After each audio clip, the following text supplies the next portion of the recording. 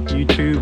It's Fatdadskatesbad, and this is my new board, Andy Anderson 9.13 flight deck. I'm just going to talk about it a little bit, why I got it. I got it because I sunk my Madness deck at the bottom of the Connecticut River because I'm an idiot. I was skating next to it, and there's like this fun bank you can like go down and come out.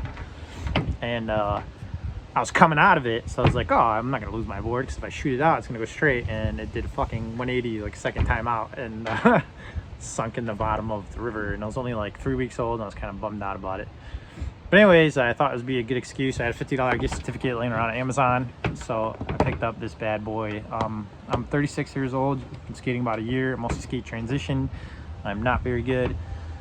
So I like bigger decks, and I'm so used to 8.75 and Venture trucks, and I had to throw on indies on this because Venture only goes up to 8.75, and I found a good deal on these indies. And I'm not an indies guy, never was, and I actually really dig them. I'm 250 pounds, and what kind of sucks is I had to get different bushings. So these are Dodo Reds that you're looking at, and then those green ones are some like 97.5. So I think the Dodos are 95s, and these are 97.5 in the hardness scale or whatever.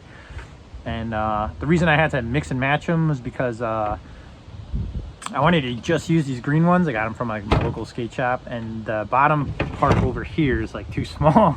So I had these in another pair of trucks I wasn't using, so I just threw them on. It feels great, believe it or not.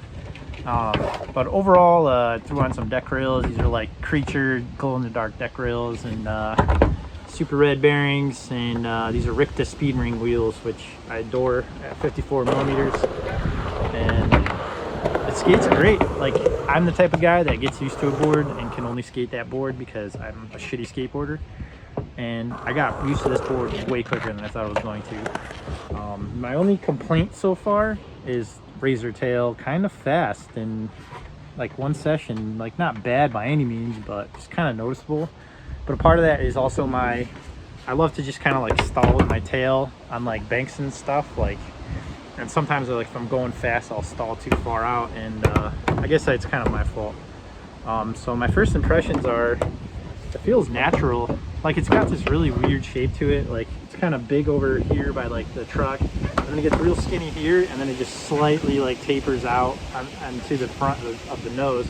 And then this nose is like this giant fucking nose. It's like totally almost flat here, and it's not as bad as like this tail, like, which is like literally a square. But it feels weird.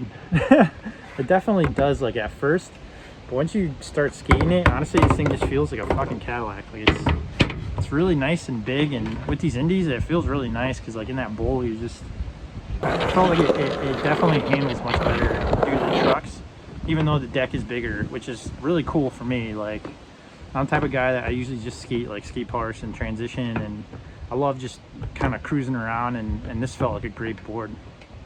I think for guys that are really heavy into flip tricks, this is probably not going to be the best board for you. But if you see guys like, you know, Andy Anderson ripping this board, like, those guys can do anything. So I don't know. Overall, it feels great. It's got plenty of pop. It's the widest wheelbase I've ever skated by far.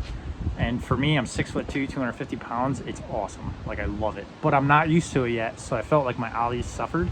But when I did pop, it definitely had good pop, and it felt like just as good as my impact light that I'm used to. The only thing I will say is it's fucking $40 more for this deck than the other one, and that's a lot. And if you're going through decks every like 2 months like I was, kind of sucks. Kind of an expensive hobby at that point.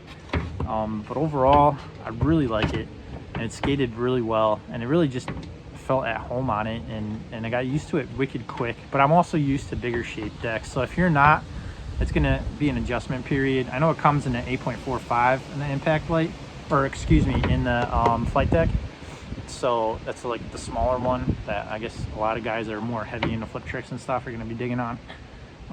But I'm not, so definitely not that guy. I just felt super stable on it.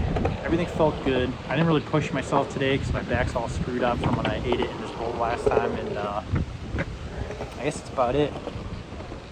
I do suggest buying this board. I wish it was cheaper. I understand why it's not. I understand Palo Alto has been around forever and they make great stuff, and I'm a huge fan of this board, but I'm also a big fan of Madness boards, and I gotta say that Sam Beckett skates every bit as well as this board. So it's kind of tough. I do like the funkiness factor. I do like, you know, this graphic and the weird shape to it, and I can honestly say that I like just different stuff, and this is a very different board to what most people are skating out there, and that's probably why I get so much hate. And I don't really care. I'm 36. I'm not going to be doing very many flip tricks in my lifetime, and I'm okay with that. So for me, I feel like if you're just like a beginner trying to learn, this is like a great option because it's not super heavy, it's super sturdy, wide, comfortable, and especially if you're like on the bigger end of the spectrum, like I'm 6'2", 250, and it's kind of shitty for skateboarding, but overall I feel like just the bigger board just feels more at home. And even for me, it was like a little big because I was so used to that Madness setup with an 875, and I think it was only like 32.5 inches long, and this one's like 33, I believe, but the wheelbase is like way longer. So I don't know, it just felt right, man. Like I got used to it wicked quick. I'm the type of guy that usually doesn't get used to stuff as quickly. So yeah, I guess that's my suggestion. If you're really on a tight budget, I think Madness makes just as good of a board at a cheaper price. But if you're kind of into something more funky, a little different out there, I suggest picking one up. It's really fun, man, and it felt great.